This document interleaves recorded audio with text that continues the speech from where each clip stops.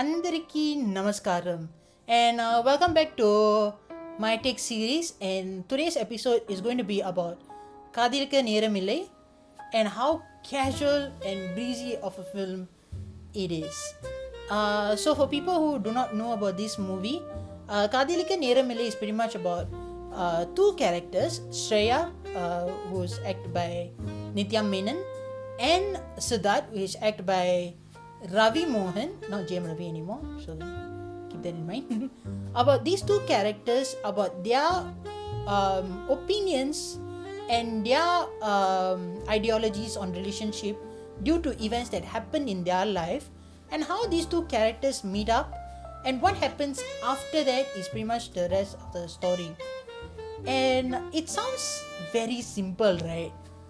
And I think that's what really surprised me about Kadhalikka Neramellai is that with having such a simple premise to the movie, it found a way to handle a lot of taboo topics that I feel in Tamil culture till this day is still very taboo, but it handles it with a lot of maturity and also being very casual at it.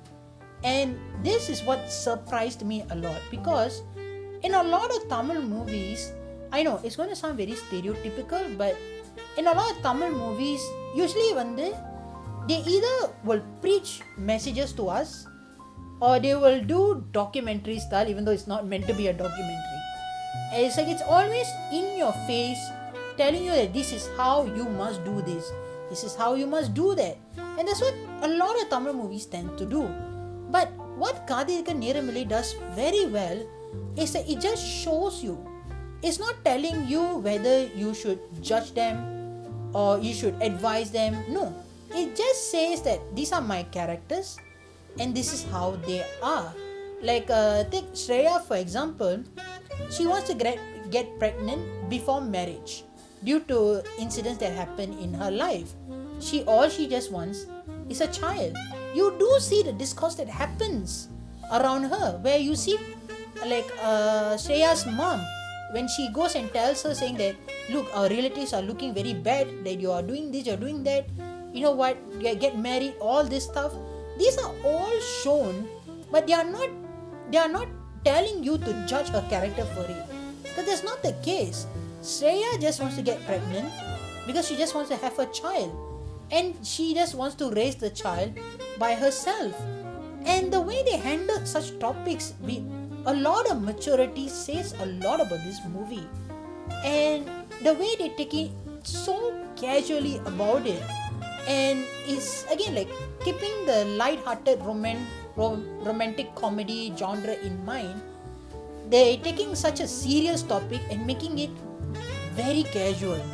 And also with Ravi Mohan's character, whereas again Siddharth, a character who does not want to have babies because of how he sees how the world is at this point of time, who does not want to bring a child to this world, and his ideology for it.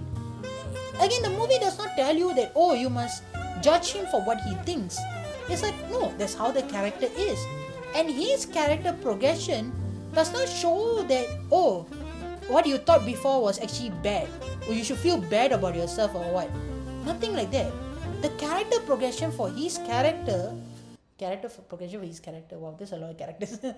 Again, the character progression is very natural. Like, it feels very authentic, rather than making us think, oh, he was thinking bad before, now he's a changed man. No, that's not the case. He naturally evolves. That's all. The movie does not want to preach messages to you, rather just showcase you that this is life. This is the people that we have. This is their ideologies. Whether they are right or wrong, that's on them. But this is the world that we are showing. Another thing I really appreciated big time from this movie, which was very surprising also, was Vinay's character. And Vinay is a gay in this film. And the thing is that he's about to get married. He wants to have a child. After marriage. I got Yogi Babu's character making an argument saying, like, how can you have a child when there is no mother at all? And Vinay's character says in return, for their child, I will be that child's mother. I will be taking the mother's responsibility. And they have more than a debate, they have a conversation about it. Rather than making you, rather like what I said again, instead of preaching all this, it just have a conversation. Like it just takes it normally. Like it does not make a big deal out of it. Like you got comedical moments where they talk about sperm freezing. You got a lot of taboo topics that's being spoken. Like even with Shreya, when she talks about getting pregnant before marriage, all these moments are certain moments that are treated as comedy. But that's the thing, it's like it's taken very casually, and it does not stereotype these characters. It just takes them as who they are. Like what I say with Vinay's character, who's gay in the movie.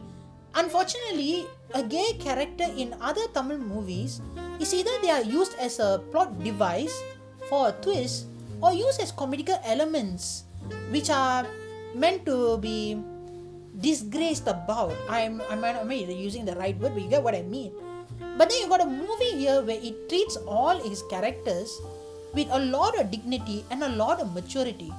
Like take Siddharth's ex-girlfriend in the movie, Nirupama, and the way they treated her. She comes in the second half of the movie as well, but the way they handled her character with a lot of maturity is very surprising, because it's a character that you could easily villainize.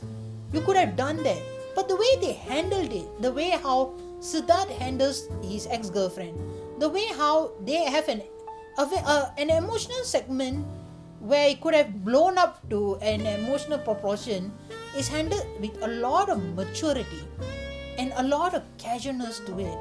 I know I'm repeating casualness a lot, but that's what this movie is. The movie takes it casual, but in the right way, because again you relate to these characters due to how casual and simple it is. There's a lot of simple moments in the movie that makes you relate to these characters, because there is a part of us who might have been in their situation, or you have seen people in their situation. By keeping it low key actually make us relate to them a lot more. I think that's one of the biggest success of Kadhalikka Neramellai. Does the movie has flaws? Yeah, it does. Like the third act of the movie I felt was a bit rushed, but nevertheless it still engaged me throughout. And with how serious topics that it handled, the way it took it so casually felt like a fresh breath of air, honestly. And this could be just me, but like I felt Okay Kanmane, which came out 10 years ago, handled certain serious topics about relationship, which also took it casually as well. After so many years, we are having a film like this that does it very well. Like it's engaging, it's funny at times, it's relatable, and pretty much it gives you a good smile after finishing this movie. And I feel like this movie really deserves a lot of support. So please do watch Kadhalikka Neramellai at the theatres near you. P.S. If you're in Singapore, the movie is M18 due to the mature contents that I just spoken about. But yeah, I wish a lot of people watch this movie as well. And yeah, I am very glad that we got a very good start with Kadhalikka Neramellai being just such a fun and breezy rom-com. Please do have a watch. I hope you guys will enjoy it. Yeah. So yeah, that is all for this video. I know lighter short things of India. I think that's what many people will also hope. But nevertheless, I hope you guys enjoy this video. If you have any comments about the movie, please do comment below. Please do share your opinions about the movie as well.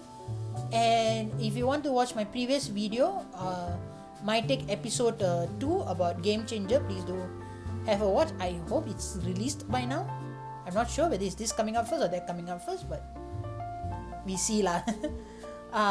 And I have released a short film as well. Please do have a watch. And yeah, until then, see ya.